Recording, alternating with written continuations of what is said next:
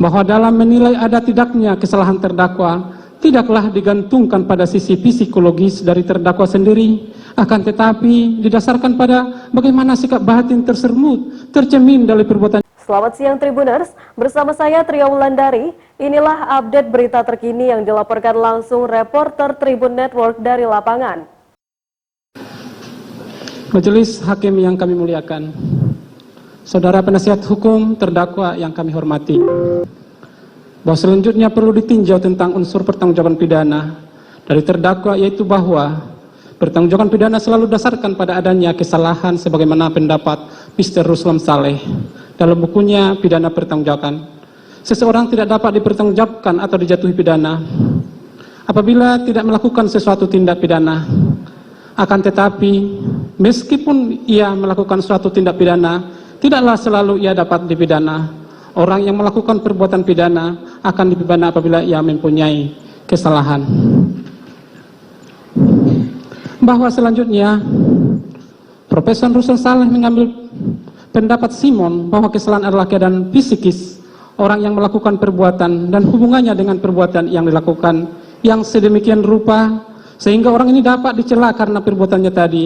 Jadi harus diperhatikan keadaan batin dari orang yang melakukan perbuatan tadi, hubungan antara keadaan batin itu dengan perbuatan yang dilakukan sedemikian rupa sehingga orang itu dapat dicela karena perbuatan tadi. Dua hal yang harus diperhatikan inilah terjalin erat satu dengan yang lainnya, merupakan hal yang dinamanya kesalahan. Bahwa menurut memori Van Theoliting, maka kata dengan sengaja dan pasal-pasal KUHP adalah sama dengan willen and weten, dikehendaki dan diketahui. Berdasarkan uraian tersebut di atas dapat disimpulkan bahwa pertanggungjawaban pidana selalu didasarkan pada adanya kesalahan. Kesalahan tersebut menunjuk kepada sikap batin mens rea tertentu dari terdakwa dalam hubungannya dengan perbuatan pidana yang dilakukan sedemikian rupa sehingga terdakwa dapat dicela karena melakukan perbuatan tersebut.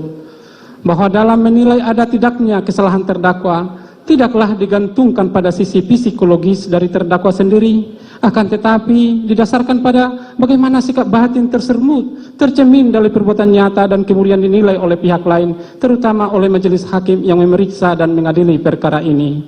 Bahwa oleh karena itu dalam hubungan ini telah terbukti adanya kesengajaan, artinya sikap terdakwa tersebut memang ditunjukkan untuk menghilangkan nyawa orang lain. Bahwa kesalahan terdakwa dapat dibuktikan dari fakta-fakta antara lain sebagai berikut. Bahwa saksi Ricky Rijal Wibowo yang sebelumnya telah mengetahui keinginan saksi Perdi Sambo untuk merampas nyawa almarhum Nofriansah Yosua Huta Barat berdasarkan cerita dari saksi Putri Chandrawati yang belum diketahui kebenarannya, meminta terdakwa Richard Eliezer Pudium Lumiu berdasarkan permintaan dari Perdi Sambo untuk menemui saksi Perdi Sambo yang sudah menunggu di lantai 3 rumah Saguling.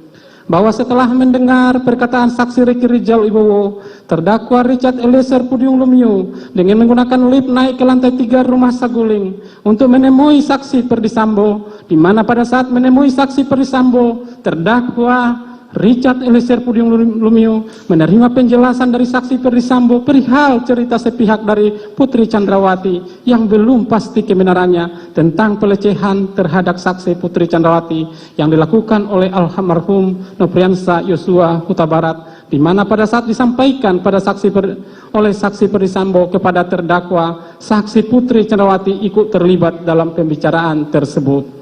Bahwa saksi Perdi Sambo kemudian mengutarakan niat jahatnya untuk merampas nyawa almarhum Yosua Huta Barat kepada terdakwa Richard Eliezer